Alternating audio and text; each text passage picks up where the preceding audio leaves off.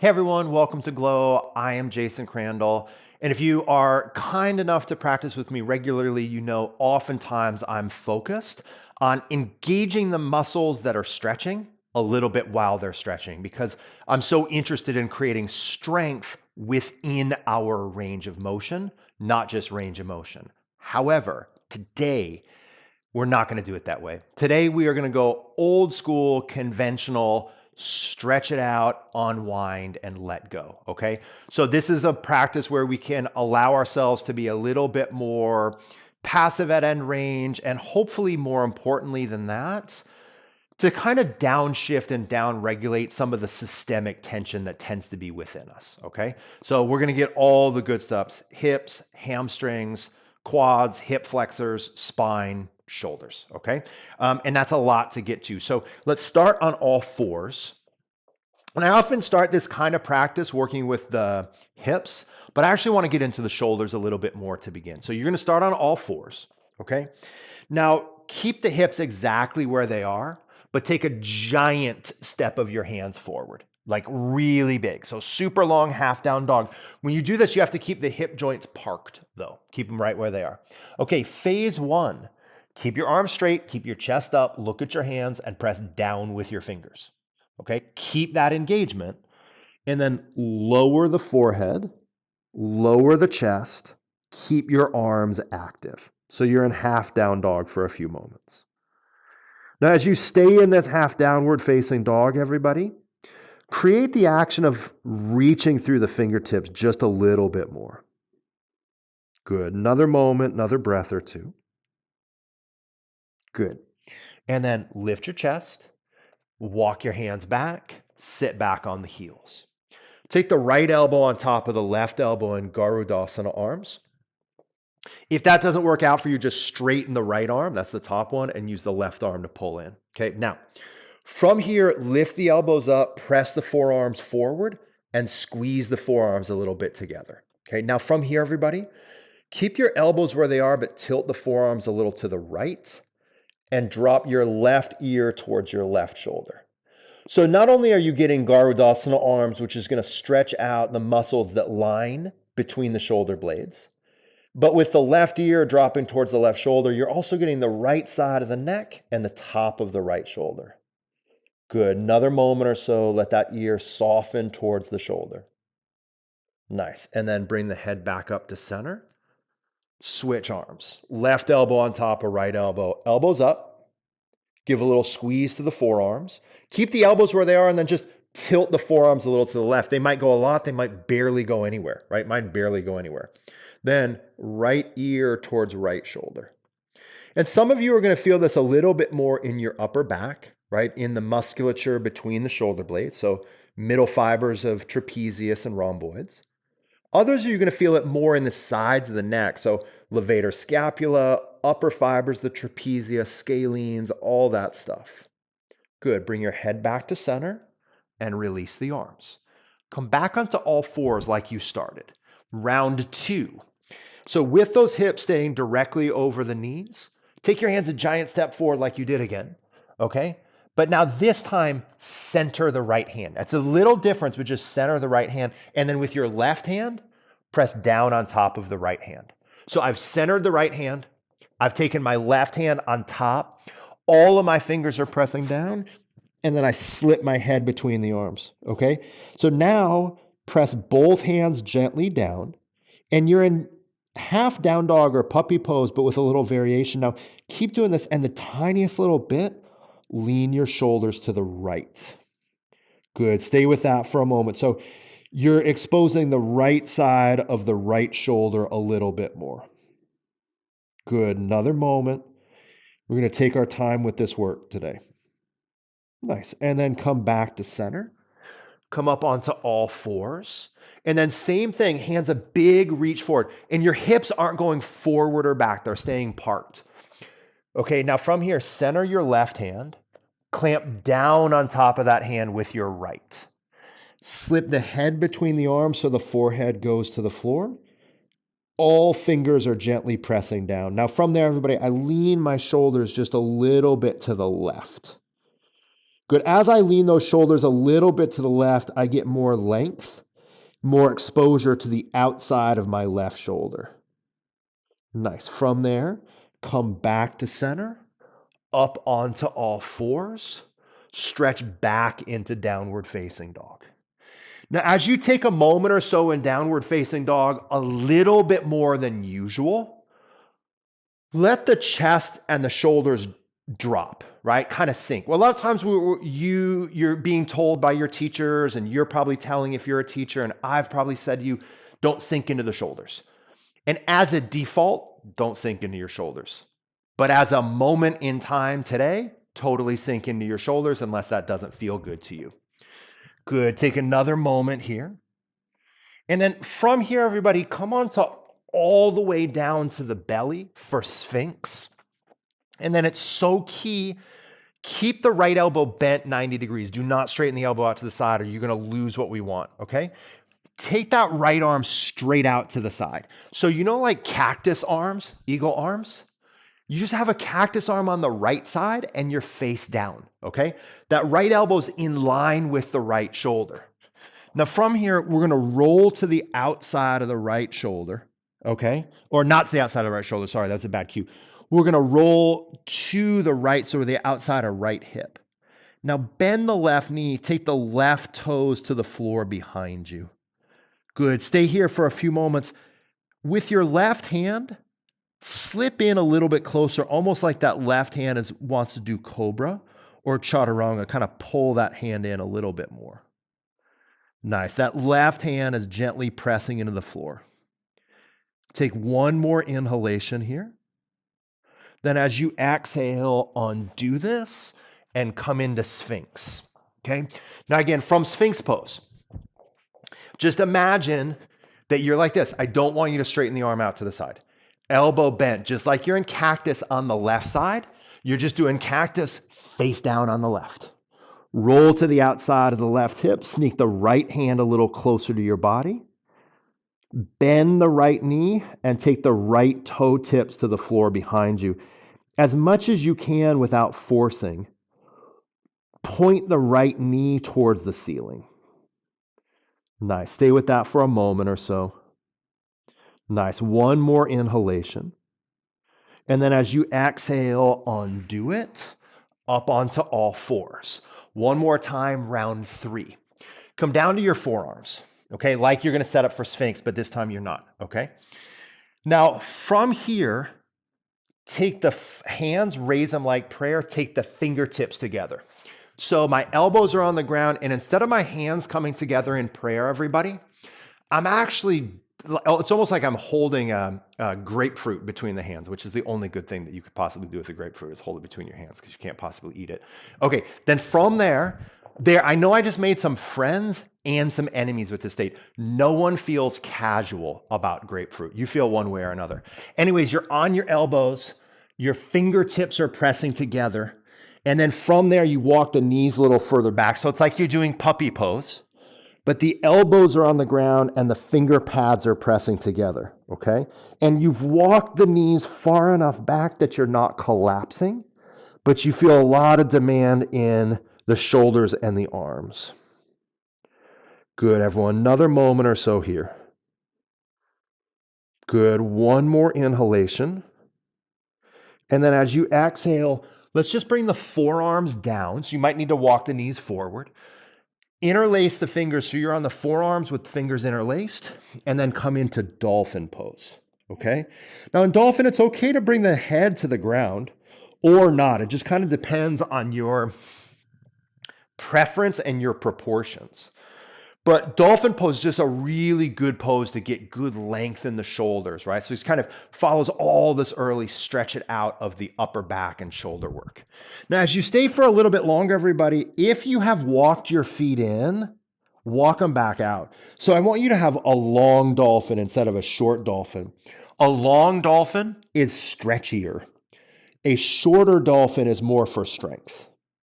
Nice. Take one more inhalation here. And then as you exhale, bring the knees to the floor. Normalize the hands, and then right foot forward and wide. So you're gonna set up for a lizard. We're gonna do some variations from here. We'll start to shift to the hips, and then we're gonna combine shoulders and hips. So I want the front shin vertical. I want the heel as wide as the mat, the foot turn a little bit out, and then keeping this front shin vertical, everyone, I want you to walk the back foot as far back as it'll go, okay? Then left forearm to the ground, and either right forearm to the ground or just right hand to the ground, forearm off the ground, just depends. Now, as you stay here, everybody, let the hips get a little low. Gently bring the chest forward, okay? So I'm not just sagging down with my spine. I'm almost thinking my spine is gonna try to do up dog, even though it's not really in the right position to do up dog. I have that length and a little bit of lift. Now, as you stay with this, everybody, everything stays the same, but now straighten the back leg. So you're on the ball of the back foot. So the back leg is like in plank. My hips are dropping. My front heel is heavy, but my back leg is light. It's engaged, it's lifting. Good, I stay with that, another inhalation. Then exhale, bring the left knee down again. Reach the right hand around behind you to hold the back foot. So right hand reaches around for the back foot. Now you can keep the front foot flat on the ground, or you can roll kind of to the outer edge of that right foot if you like that. So it almost takes that right leg a little bit towards like a pigeon pose like position. If this is too much, remember you can always be off the left forearm. You can straighten that left arm. Nice, stay with it for a moment. Lean your chest back. Imagine your upper body is like wants to do side bow pose. Stay there, inhale. And then exhale, let that go. Step back into downward facing dog. Now from down dog, from all that early shoulder flexion work, again, go a little lower. Go ahead and sink into the shoulders. Don't make that a habit, but don't think there's never a scenario in which you can do it. You can't. You can do it sometimes. Sorry, that was a bunch of negatives that were even confusing myself. Okay, step the left foot forward and wide. Okay, I don't like, you know this if you study with me, back into the floor, I don't like the foot narrow for these low lunges. I like that foot as wide as the mat and turn a little bit out for the low lunges. Front shin vertical. Okay, so walk the foot forward or back, but shin vertical. With that in play, back foot and knee as far back as they'll go. Right forearm to the ground. Left forearm to the ground as well, unless it doesn't do that, in which case you're posted a little higher onto that hand, okay? Slow breath, right? Slow breath through the nose. Now, keep the pelvis heavy. Keep that front foot gently pressing down, but lift the back leg, right? So it becomes a little bit more dynamic, right? And as we do that, if I'm kind of dropping my head and the crown of my head's facing the ground and I'm rounding the spine, I'm just not going to get as much out of it. So draw your chest forward, lengthen forward through the crown of your head. Nice. And then back knee to the floor again. Left hand swings around behind you to catch that back foot. Low lunge quad stretch. When it comes to like, quote unquote, stretching it out, kind of the course title or the class title, this is it for me. Like if I could choose like one thing to open and lengthen and stretch out in my body, it's probably this combination. Now lean your chest back a little bit. One more inhalation here. Exhale, undo that. Step back, downward facing dog. In down dog, roll the sitting bones up. Drop the chest, drop the head. If that feels pinchy or disconnected or unstable in the shoulders, be more buoyant, come a little bit out. If it doesn't, if it feels kind of nice, indulge it. Good, take another breath. And then as you exhale, 4-part pigeon. So right leg forward into pigeon. In the first part, we're just gonna lower the hips, kind of soften down. And we're gonna reach the arms forward, everybody, at the angle that your arms are in down dog, okay? So just think about it. Your arms in down dog, I want you to go to that angle. I don't want you to come all the way down. I don't want the arms to be straight out forward in front of you. Arms at about a 45-degree angle. We'll see why, okay? So now It's so subtle, everybody. I know you're not in down dog, you're in pigeon, but I want you to kind of create the action of down dog really lightly. So with the arms, do what you do in down dog.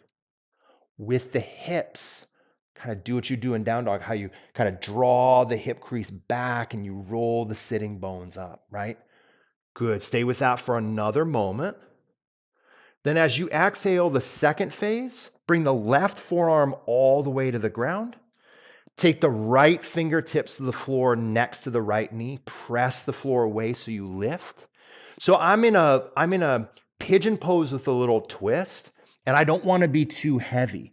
I want to be like a lunging twist where I'm pressing the ground. Now, this phase you can stay here, or right hand comes around, right hand holds on to, unless you get a little shoulder cramp, right hand holds on to right heel. Good. Stay here for another moment or so. Good. One more inhalation. Then exhale, undo it. Now both forearms down. Take one hand onto the other hand. So I have the back of the hands or the palms facing down, and then rest the forehead on the back of the hands. Just rest that forehead. So phase 3, right? A little bit more of a passive phase. I'm letting my whole body, I'm not pushing down, but I'm kind of encouraging my whole body and its energy to deflate a little bit. And that's not always the tone that I use in this, right? But it's the tone we're working with now, right? So just kind of deflate. Nice. And then final phase, walk your hands back, turn a little bit more into a back bend. So now you're targeting more of the front of the back thigh and hip. And you can do it just as is, or you can bend the back knee, reach back, catch the foot. My preference would be that you hold the inside of the back foot with the thumb facing up. You'll just get a little bit more of a nice shoulder stretch on the front of the left shoulder. Nice. Stay with that another moment or two. Nice. Steady breath. Just breathe through it. Nice. And then undo it. Step back, downward facing dog. Nice. Pause for a moment in down dog and get heavier in your heels, right? Imagine those heels are just like lead and they just keep getting heavier and heavier. And the calves and the Achilles and the muscles that live under the calves, that deep posterior compartment, some of those muscles that point the toes, I feel like those just get a little bit longer. Good. One more inhalation. Heavy heels. Heavy, heavy, heavy, heavy, heavy. Then left leg forward pigeon. 3 phases, right? So I set this up. And then both arms are reaching forward, everybody. So my arms are at a 45-degree angle to the ground-ish, okay? And then I'm very subtly doing what I do in pigeon. Doing what I do in down dog. So with my hands, I'm pressing the floor down and away. So I'm not too heavy on the chest. I'm kind of a little bit up on the chest. And as my hands press the floor down and away, just like I would in downward facing dog, I'm just a little bit actively flexing my hip joint. So I'm tilting the front rim of my pelvis forward. I'm drawing my hip crease back, hip crease and pubic bone back. Then right forearm to the ground, and I'm not going to drop onto it. I'm going to press that forearm down, slip the left fingertips to the floor on the outside of the left knee, to the floor outside of the left knee. This is a great place to stay. If you have the range, left hand's going to come around, left hand's going to hold that right heel. So we're getting another angle of the shoulder, one of the only angles we haven't gotten to yet. Good. Another moment, another breath. And then untwist and just anchor down into the pose.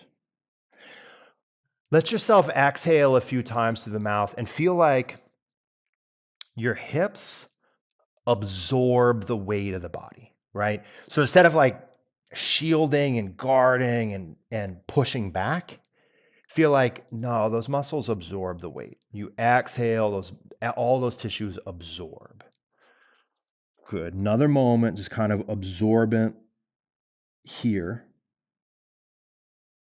Then nice and slowly walk the fingertips back. Final phase, right? We press those fingertips down, we get the chest to lift. Now, from there, with that lift of the chest, we can stay as is, or we can reach back with that right hand and catch the inside of the foot, thumb up grip. And if you have a preferable way of doing this pose, you can do it. My preferable way is to hold the inside of the foot, with the foot press a little bit back, and then with that lift the chest and turn a little more forward, because then I get my right quads, my right hip flexors, but also the front of my right shoulder. Nice. One more in-breath here. And then exhale, undo it. Step back, downward facing dog. Nice. Down dog, you have heavy heels. You have a light lifting pair of sitting bones and tailbone. You're dropping a little bit deeper into the shoulders. You can even imagine, everybody, that the whole spine is moving into a back bend. Almost like the whole upper back are thinking, oh, I wish I could do a nice deep Urdhva Dhanurasana right now. Good. Then as you exhale, right foot forward, left knee to the floor. Okay, now shift the hips back and raise the ball of the front foot. So you're going to do Ardha Hanumanasana. Now, we have a couple of options from Ardha Hanumanasana. Okay, option one is to just do Ardha Hanumanasana, hands basing on the ground, or arms walking forward and torso dropping into the front thigh. The other option that you can work on from here, everybody, is full Hanumanasana. If you want to walk the back leg further back to get more length in the hip flexors and quads, you're more than welcome to it. And don't feel any like performance pressure. Like, I don't go that far in any of these poses. I kind of never have. But I go to my threshold and I'm honest about it, right? So stay where you are, a few more breaths. Let the weight of the body gently settle downwards, right? Kind of like the weight of the body is deflating, it's grounding, it's settling. You're exhaling, probably even through the mouth here and there, right? We want to have a strong body so that we can absorb these passive stresses. But in this sequence, we're indulging the passive stretches. Nice. And then from there, transition back, downward facing dog. Sometimes in some sequences, some practices, we just have to down regulate, stretch it out, unwind, let some of the tightness go. Left foot forward, right knee to the floor. Let's all start in Ardha Hanumanasana, okay? Super effective, really efficient pose. This is a pose I actually really love for people with tighter hamstrings, because you have, especially if you have tighter hamstrings, you have good leverage on them because the pelvis is high, right? So the higher the pelvis is relative to the heel, the more effective the leverage is to lengthen the hamstrings. This is something that's really important to know, especially for those of you that are tighter or who work with tighter students.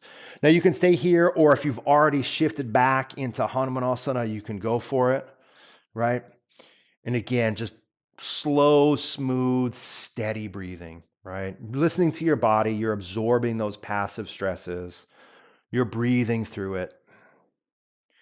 As always, especially in a sequence like this, the stretchier the sequence, in a way, the more you have to be sensitive to your boundaries, okay? So don't override them. Good. Another moment, another breath. And then as you exhale, undo that. And then step back, downward facing dog. Nice. Shoulders are sinking, heels are sinking, sitting bones are lifting. Nice. And then as you exhale, come through to a sit. And go right knee on top of left knee, Gomukhasana legs. Okay? Now, what we stretch in Gomukhasana is actually pretty different than what we stretch in something like ankle to knee pose. Okay? So my preference is you're going for Gomukhasana. But if for any reason Gomukhasana doesn't work for your body, or if it's just kind of funky in there, you can go ankle to knee or simple cross legs. Okay, now putting together this focus on hips and shoulders. Old school, conventional, classic Gomukhasana. This one for me has always been a doozy. So I avoid this pose like you can imagine. So right knee's on top of left knee. So now we're going to take the right arm behind us and we're going to take it up the back, okay? And I just Now, left arm up, left hand, so those left fingers and the right fingers, there they go. They intertwine. Okay, so left fingers holding right fingers. Now, if you can't hold on, just hold your shirt or grab a belt. Do what you need to do. Good. Stay upright for another moment. Good. Another breath or two upright. Nice. And then now start to fold forward. Good. Couple of breaths here. Right now, as you folded forward, there's a significantly increased demand in the bottom shoulder. Good. One more breath. And then all the way up. Let the arms slide out. Okay. Now from here, lean back. I know we have a second side to do, but soles of the feet together, Baddha Konasana. Then slide the right leg out to the right and the left heel to the right groin. So I've set up like Janu Shirshasana, but with the legs more obtuse, so a wider angle. Okay, so from here, you're gonna go into Parivrtta Janu Shirshasana. That's option one. You can do Parivrtta Janu Shirshasana if you have less range of motion with the right arm straight, right hand on the shin, left arm just reaching up. So if you're tighter, this is how you're working. If you have a little bit more range of motion and you want to do Janu Shirshasana, you can go here, a Parivrtta Janu Shirshasana. Or you can go into this kind of hybridized pose where the left leg is in a squat. The right hand holds that left shin and the left hand catches the right foot. Okay, so any of these, everybody.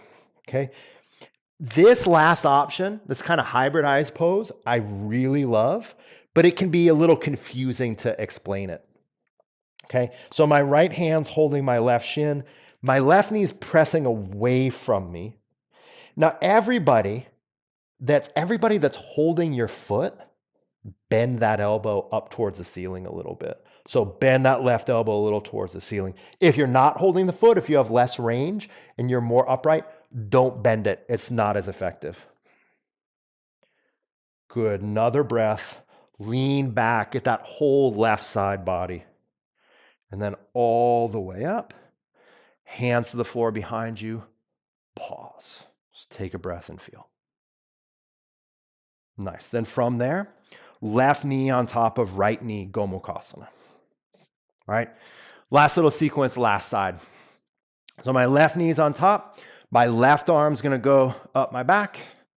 My right hand is going to come to catch it. So my fingers are hooking each other behind me, or at least a couple of them are.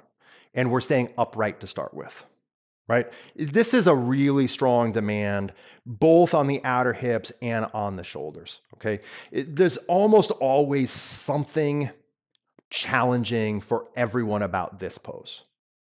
And then from there, lean a little bit forward. A couple of breaths here. Good. Steady your breathing.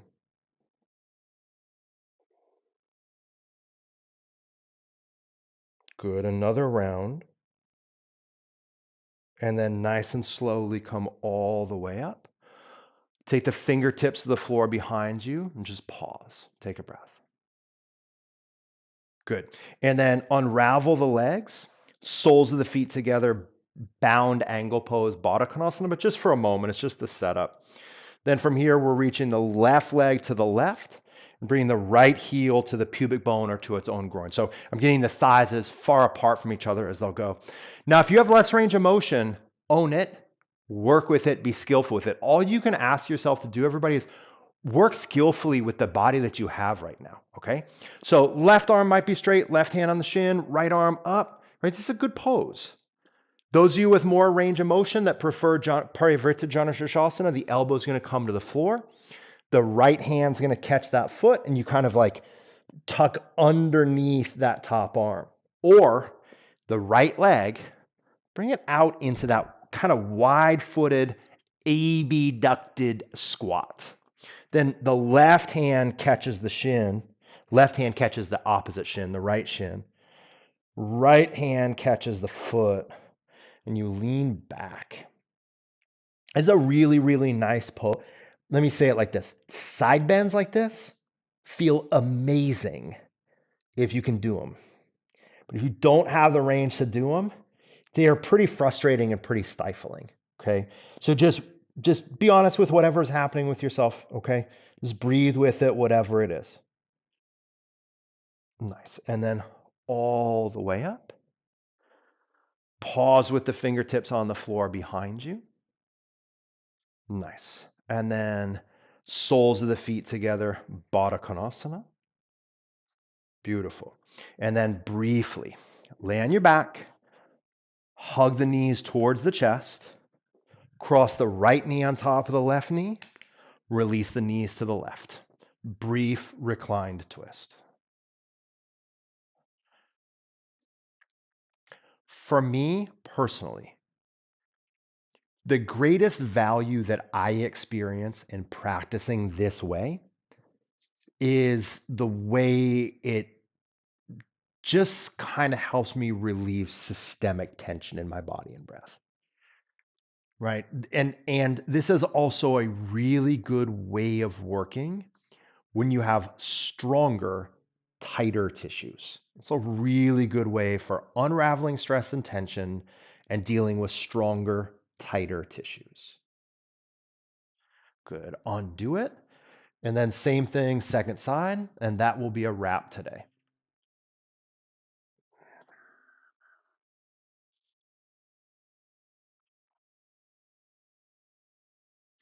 You could do this practice obviously anytime you need it, but this is a pretty great evening practice. It's a pretty great like post-training practice. It's a pretty great like I'm stressed out or my body's stiff and achy, I've been on planes or I've not been moving enough kind of practice. Nice. Bring the knees back to center, hug them in, rock a little bit side to side, and then just get still. Eyes closed, mouth open, take it in.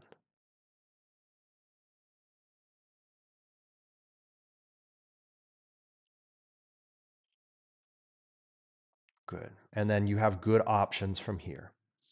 You can stay where you are.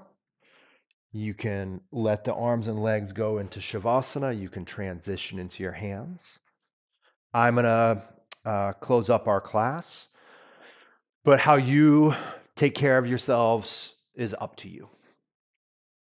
As always, everybody, thanks a ton for practicing with me. I hope a practice like this, I mean, I always hope this is the case, but this class is a little bit less like technical. I want you to learn A, B, C, D, and a little bit more. I just want you to feel better in your body. So hopefully your body feels a little bit better and you're a little bit more at peace. Okay.